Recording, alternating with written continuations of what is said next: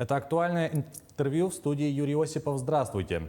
Сохранение языков и культуры способствует сохранению национальной самобытности, национальной идентичности, жизненной энергии любого народа. Современные вызовы общества, связанные с угрозой утраты национальной и культурной идентичности российских граждан, ставят перед учеными задачу решения комплекса проблем широкого социально-гуманитарного характера. Одной из таких ученых является гостья в нашей студии Ленора Гренобль, профессор университета Чикаго, заведующая главный научный сотрудник Международной научно-исследовательской лаборатории «Лингвистическая экология Арктики».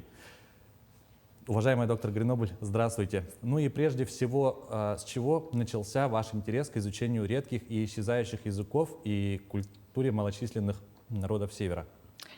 Ну, как вам сказать? Интерес начался давно. Я по образованию русистка.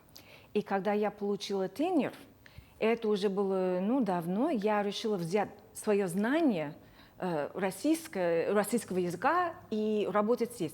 Дело в том, что я приехала сюда, в Советский Союз, первый раз в 1979 году. И много жила, на стажировке была. И после распада Советского Союза я уже поняла, это как раз в то время лингвисты стали очень интенсивно заниматься проблемами исчезновения языков. Поэтому я решила взять то, что я знаю, и что-то отдать обществу, и стала здесь работать. Ваш главный проект – это мегагрант по созданию лингвистической экологии Арктики. Как вы оцениваете работу лаборатории за эти годы? Знаете, мы очень интенсивно работаем и очень-очень удачно. Наш коллектив хороший, у нас просто потрясающая молодежь. Мы все любим нашу работу, интенсивно работаем и собираем большой-большой уникальный материал. Лучше я просто не могу представить себе, как работать, просто нужно еще больше времени, конечно. Расскажите о конференции и научном семинаре, которые сейчас проводятся в СВФУ. Сейчас идет большая конференция, к нам приезжали из разных мест, из Санкт-Петербурга, из Москвы, из Татарстана, крупнейшие ученые, которые работают и рассказывают о своих взглядах в сторону нашей работы. И наши студенты, к тому же, выступают и говорят о своей работе. Мы все изучаем проблемы именно исчезнования языков, культур и их сохранения. Поэтому наши студенты, когда они рассказывают, они получают ответы, советы от этих великих ученых. Очень-очень плодотворно работаем. И можете ли вы рассказать о каких-нибудь темах немного поподробнее, которые спрашивают студенты, о которых рассказывают эти самые ученые? Да, конечно. Наша общая тема – это языковая экология. А почему экология? Потому что язык живет не отдельно от людей, а вместе это же метафора, да?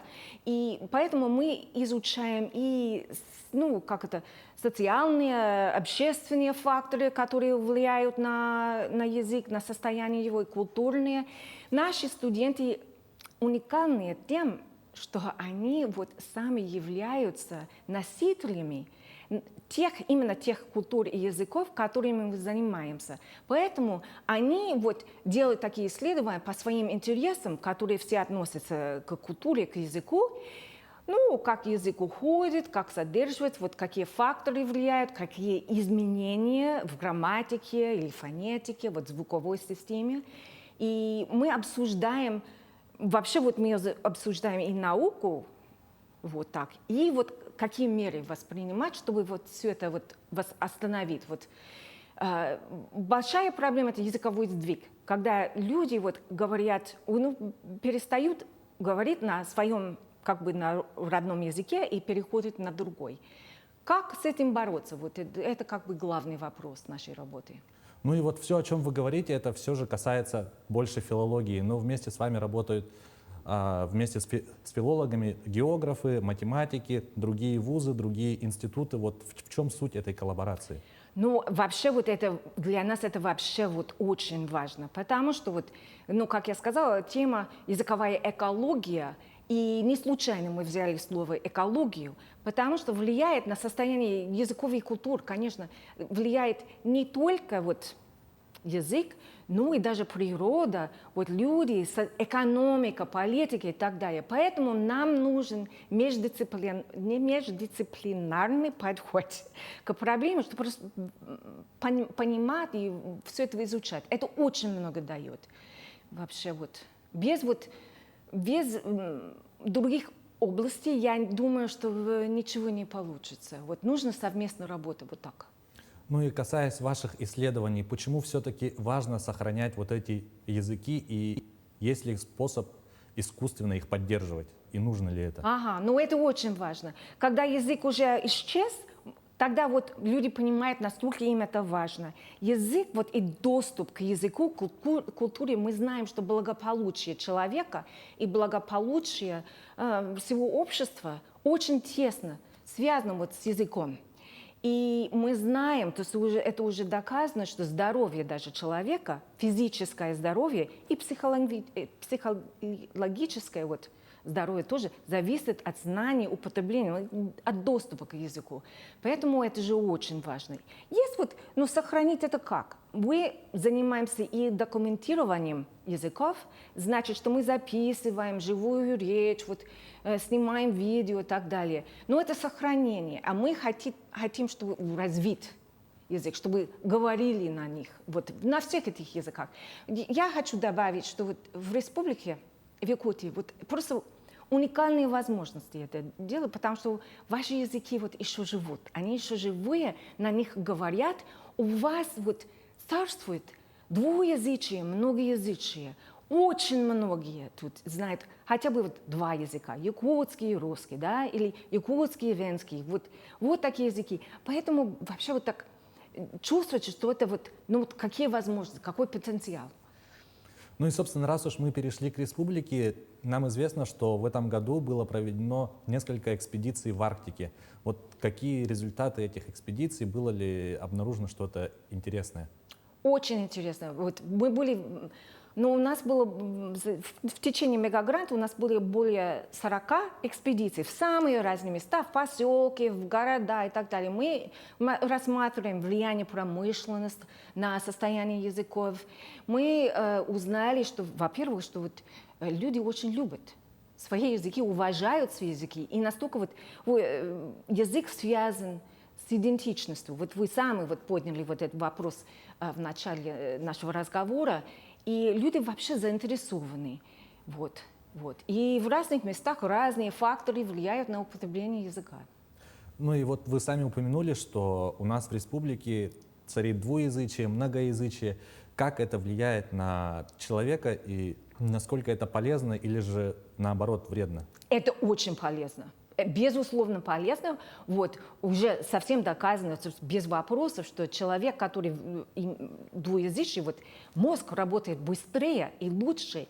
И это как минимум два языка сохраняют от болезней в мозге. Поэтому это уже очень полезно. Очень часто бывает, что родители боятся, что если ребенок говорит на одном языке, что вот это будет мешать усвоению другого. Наоборот, это все быстрее, вот ребенок вот быстрее все получится, вот, все как-то быстрее даже думает, да. И скажите, вот в наше время есть ли какой-то способ сохранить языки коренных народов мира и оставить какой-то цифровой след, может быть? Ну да, это и есть документированные языков, вот все эти записи, вот, которые у нас сейчас более 500 гигабайт записей. Если представляете, у нас большой, просто огромный и уникальный материал. Надо разработать все эти записи, пока они просто устные. Вот так.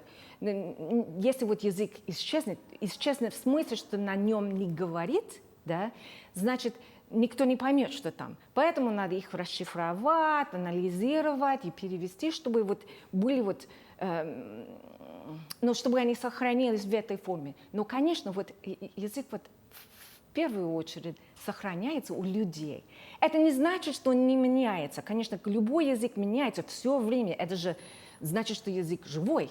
Но мы и так документируем, чтобы были вот в архивах большой корпус данных, и наблюдаем, как люди пользуют эти языки. Ну, известно, что язык живой, пока на нем говорят, но Есть ли какой-то способ оживить язык, на котором уже, может быть, перестали говорить, и вернуть его в обиход?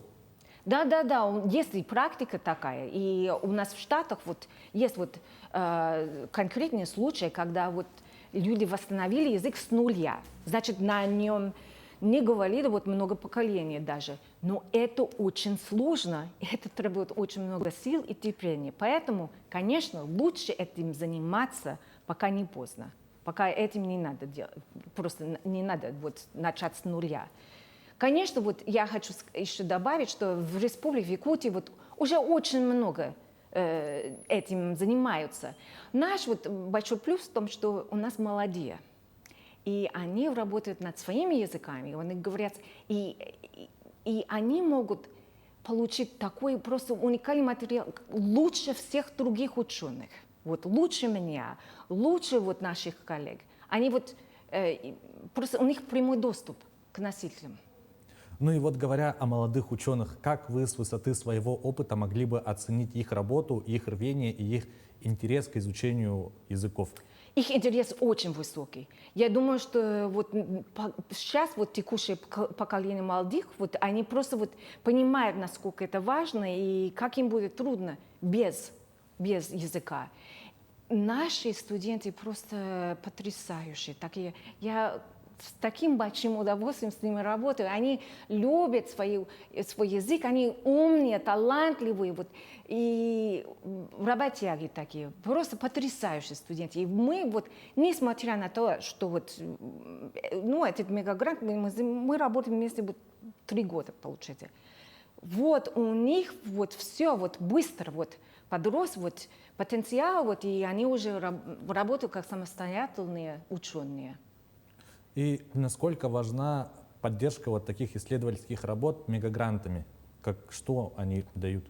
Ну, она очень нужна. Конечно, там большое финансирование, что позволяет делать все эти экспедиции. Вы сами понимаете, что ездить тут по Якутии довольно дорого. Но к тому же вот это дает нашим студентам совсем новые возможности, потому что в нашем проекте работают большие, крупные, признанные ученые из Санкт-Петербурга, вот, из Москвы, из Татарстана, которые вот общаются с ними. Это вообще уникальная возможность. И вместе мы раскрываем мир для студентов. Спасибо вам большое, что нашли время и рассказали нам о своих интересных исследованиях. И спасибо вам. Это была программа «Актуальное интервью». Увидимся в эфире.